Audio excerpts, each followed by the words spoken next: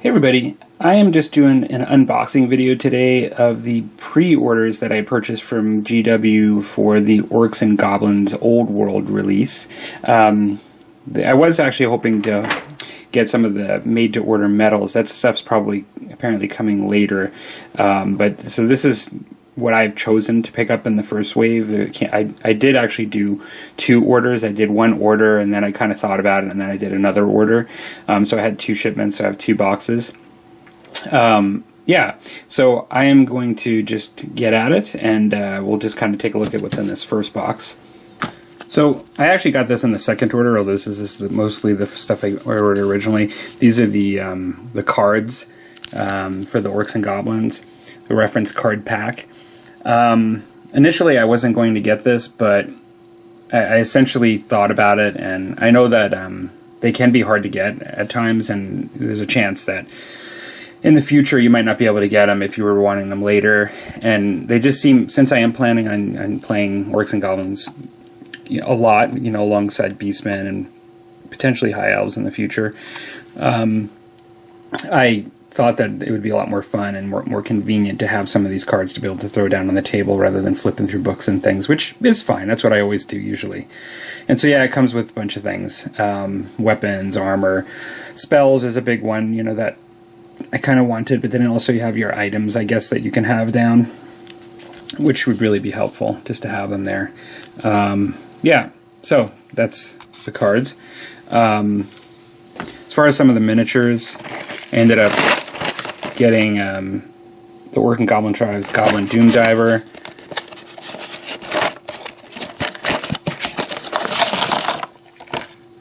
So, original metal Doom Diver, basically, which is awesome. I think that's one of the things that a lot of us really liked about this release, is that for a lot of us that were collecting old medals, you could essentially get, your old medals again.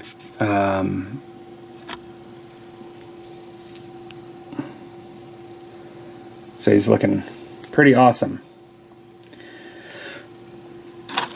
I won't show all the pieces and stuff, but you basically get what you need out of it. I'm kind of just going through more the selections that I chose. And so, as well, we've got the bolt thrower. I have two rock lobbers. I kind of wanted an example of each war machine to at least try them and have them as available.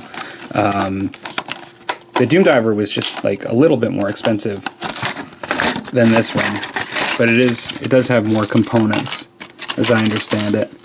Trying to show what would be a good one to just show here, but you get your bolt thrower, and here's an example of one crewman.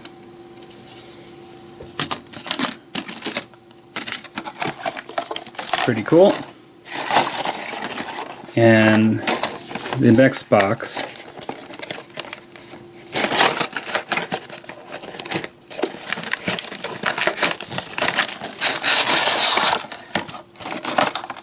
is I skipped the whole part of showing you what it was. Snotling Swarms. So I've actually played against a friend with Orc and Goblins in 6th edition quite a bit, and these things are as annoying as hell. Really, they just come in and they just basically, prevent you from, just like in a lot of ways, not quite as detrimental, but in the same way that,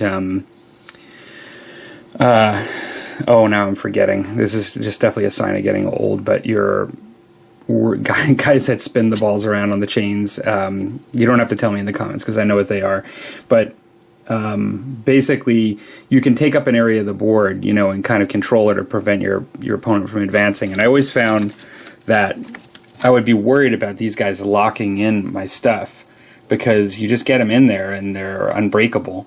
And then, unless you have like a model that can truly, deal out like a lot of wounds at once and just wipe them all off the table, basically in one round. These things, for a fairly reasonable price, they point cost, they actually soak up your time or in your good models, you know, and so they're great. They're a great kind of deterrent kind of force or unit. But you get a lot of them, I guess.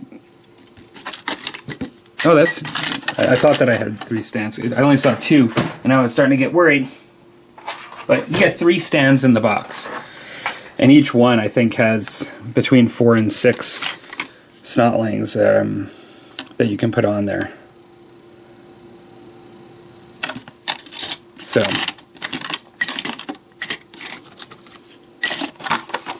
that's them.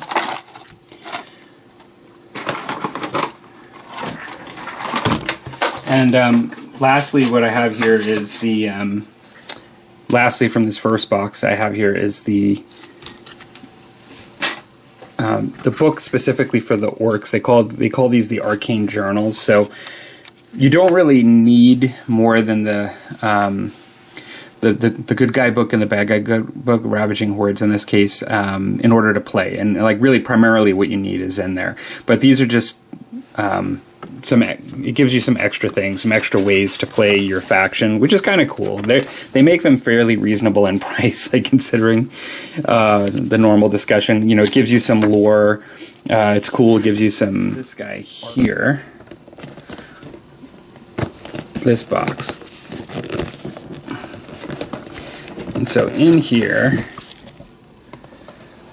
it came with in a Forge World box.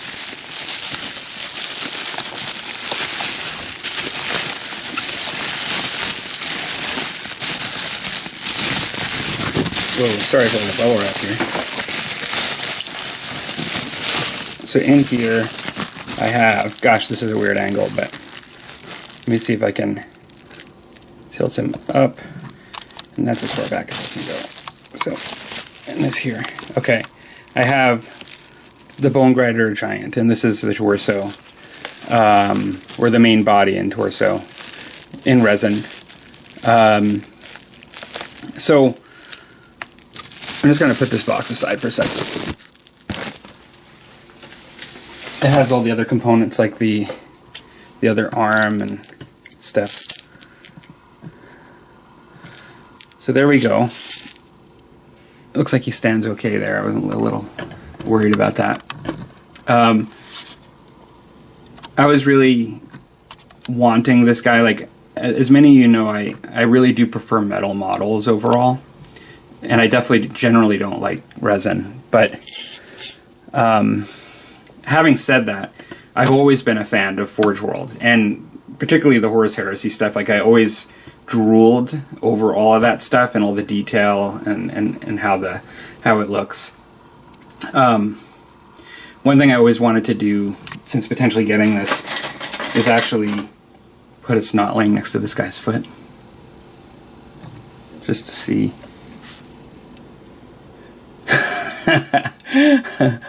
That's so cool. Let's see here.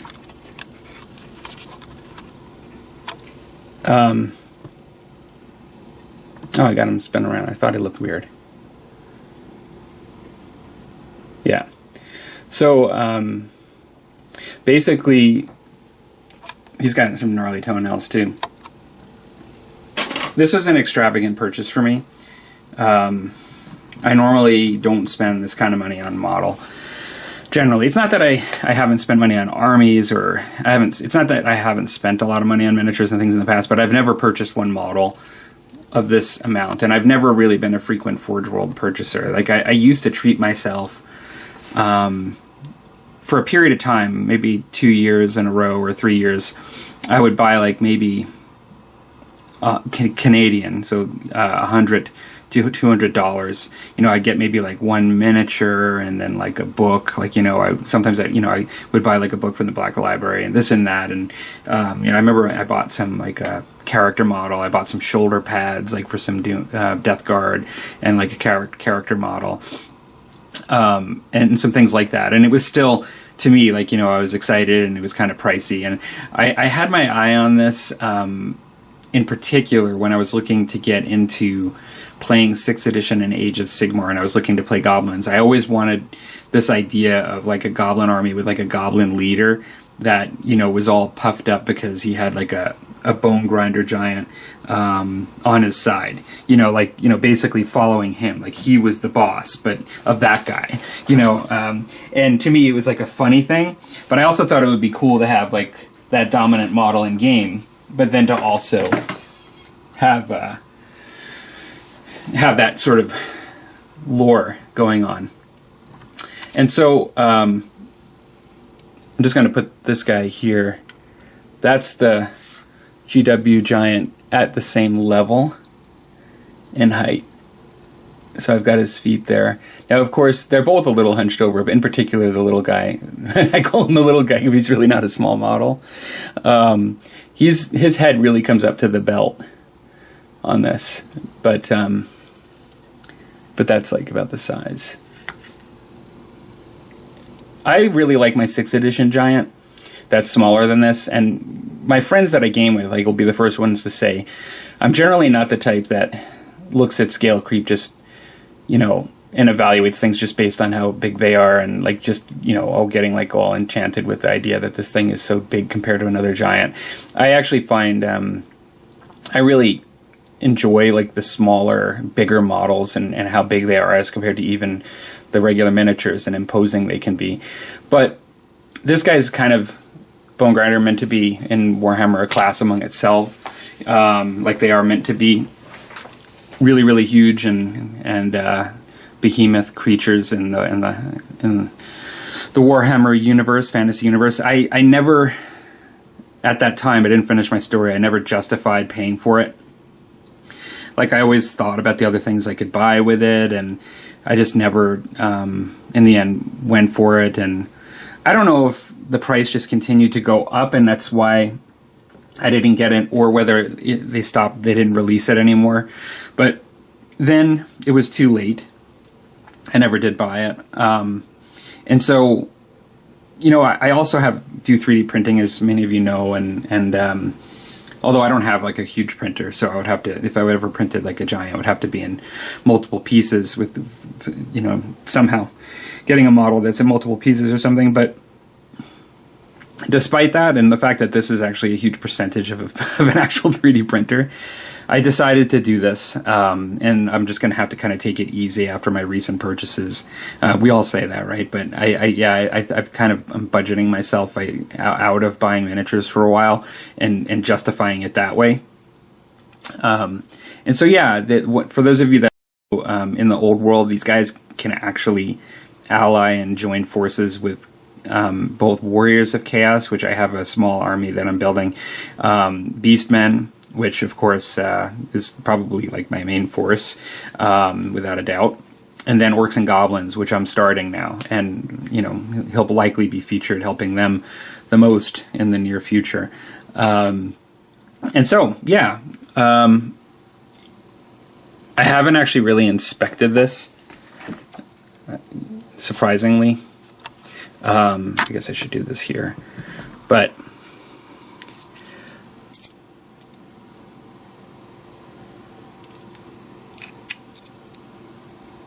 so far, I mean, I think he looks pretty good so far here. I'm always amazed at the Forge World detail on the models. I'm already worried about how I'm going to transport this guy, or if I am going to games, or whether I just only use him at house games, or whether I just make something special just for this guy with foam, because I definitely don't want to break this guy in transport. The only thing I do see that I don't know if it's on the model or not, supposed to be or not, it's just because it's under the chin, is I see a little bit of, those look like they probably should be there, but I'm not positive. I'd have to really see a picture. Either way, they either have to be sanded, some sort of unwanted flash, or they're meant to be sort of growths on his skin under the chin. But otherwise, everything looks actually pretty good. And so I'm not going to pull out the arms, and stuff. I was just going to, I have checked they're all there. And so that's that. Outside of that, I had made 2 other purchases that were not part of the pre-order. This is just sort of bonus content. But last night on the Musty Show, as I was painting more Savage Works, I have this guy here who is going to be the Savage Work Big Boss. When I'm running Savages, or if I'm just using an extra Big Boss, like alongside my Black Orc stuff, I'll have this guy here, which I think he actually... I was a little worried because my normal Black Orcs are... my normal Savages, like the particular models that I have, are actually pretty stout, bruisey kind of guys. But this guy actually is, he's running, but he's taller than them, but he's bigger overall, like shoulder-wise and everything. So I think he actually stands out as a pretty good big boss for these guys in particular. I think he works pretty well. And then the only other thing I got, and this isn't small necessarily, but before I did the pre-orders, I got myself an Ragnarok spider. So I am really excited about that. Another big model, stompy model within the game to support the Orcs and Goblins, and also very much in theme with the way I wanted to kind of do the Savage Orcs and stuff to begin with. But for those of you that don't know, that's kind of what they look like. There's some different ways to build them, but it's a really big spider. Now, right now you can't get... they didn't release the Ragnarok for Old World, and it actually comes with, a big round base, because I got the Age of Sigmar model. It's basically the same kit. I just have to find another base for it. That's all I got to do. And so just find the square base, and then I'll be set to go. And so with that. And so yeah, I think between some of the stuff I have already, like regular giants and then Bone Grinder giants and a Ragnarok spider, I have some heavy hitting coming for my Orc and Goblins army. I have some heavy painting that I need to do in order to get to that first of all my troops. But yeah, like some good stuff on the way for the channel, and hopefully that wasn't too tediously long. But thank you for joining for the review. I hope you like that stuff. If you have any questions, please let me know. Take care.